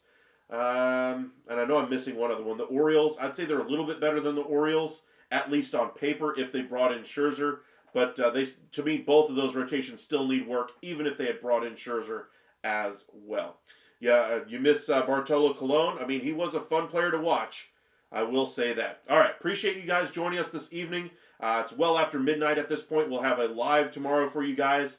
We might even do 2 of them, but we posted 4 videos for you guys today. Short little 15-second videos if you guys want to check those out. If you're new here at the Upside, be sure to hit that like and subscribe. Follow us on X at UpsideSN and on Facebook at Upside Sports Network. Thank you guys so much for all the hearts in the chat, all the comments you guys have given us. Really enjoy all the conversation that we have with you guys.